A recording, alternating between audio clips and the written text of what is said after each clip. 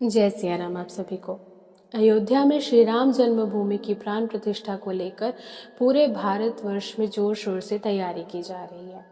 लेकिन क्या आप जानते हैं कि इस उत्सव की तैयारी भारत के साथ साथ अन्य देशों में भी बड़ी धूमधाम से मनाया जा रहा है, जिनमें से दक्षिण कोरिया देश भी शामिल है। एक ऐसा इतिहास जो दक्षिण कोरिया को अयोध्या से जोड़कर रखता है। आइए जानते हैं उस इतिहास के बारे में। यह कहानी शुरू होती है 48 ईसा पूर्व से।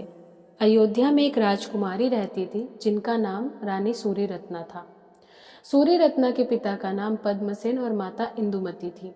पद्मसेन का कौशल साम्राज्य पर राज था। उस समय कौशल साम्राज्य का राज आज के यूपी से लेकर उड़ीसा तक फैला हुआ है। एक दिन पद्मसेन को सपना आया कि उनकी पुत्री का विवाह कोरिया के राजा किमसोरो से हो गया।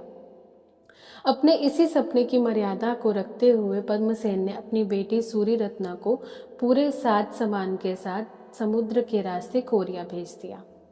2 महीने की लंबी यात्रा के बाद रानी सूर्यरत्ना कोरिया के किमहे शहर में पहुंच गई। जिस दौरान सूर्यरत्ना कोरिया की समुद्री यात्रा पर निकली थी, उसी दौरान कोरिया में राजा किमसोरो पर शादी का दबाव डाला जा रहा था। मगर किमसोरो का मानना था कि उनकी शादी स्वर्ग से तय की जाएगी।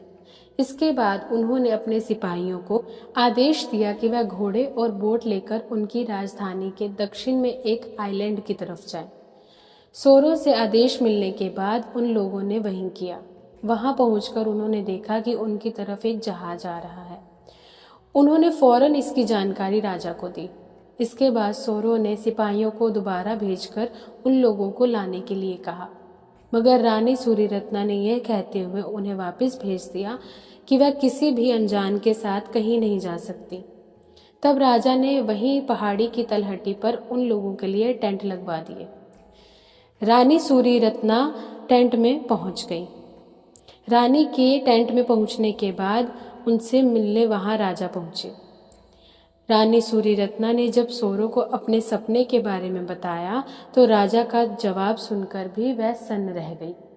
उन्होंने कहा कि उन्हें भी सूर्यरत्ना के वहां आने का पहले से आभास हो गया था, इसीलिए उन्होंने अब तक किसी से शादी नहीं की थी।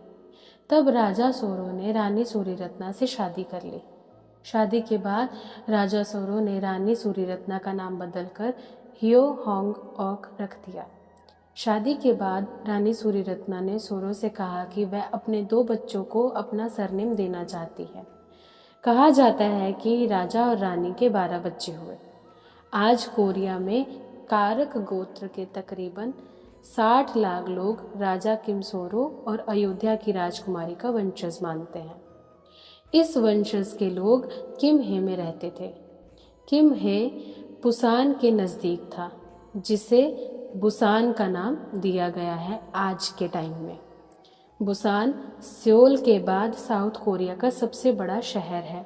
इस वंश के लोगों ने उन पत्थरों को आज तक संभाल कर रखा है जिनके बारे में यह माना जाता है कि सूर्यरत्ना अपनी समुद्री यात्रा के दौरान अपनी नाव को संतुलित रखने के लिए अपने साथ अयोध्या से लाई थी। रानी सूर्यरत्ना की इस सारी कहानी का जिक्र कोरियाई ग्रंथ सांगयूक यूसा में मिलता है। इस ग्रंथ को सांगयूक सकी भी कहते हैं, जिसका अर्थ होता है 3 राज्यों की याद का वर्णन। कहा जाता है रानी सूर्यरत्ना 189 साल तक जिंदा थी, यानी कि 189 ईयर्स। सूर्यरत्ना की याद में आज किमहे शहर में स्मारक भी बनाया गया है। उनके स्मारक के ठीक सामने एक शिलालेख है, जिसके बारे में लोग मानते हैं कि उसे रानी अपने साथ अयोध्या से कोरिया लाई थी। वीडियो पसंद आई है तो आप लाइक कर दीजिए, साथ में चैनल को सब्सक्राइब कर लीजिए। जय सिया राम।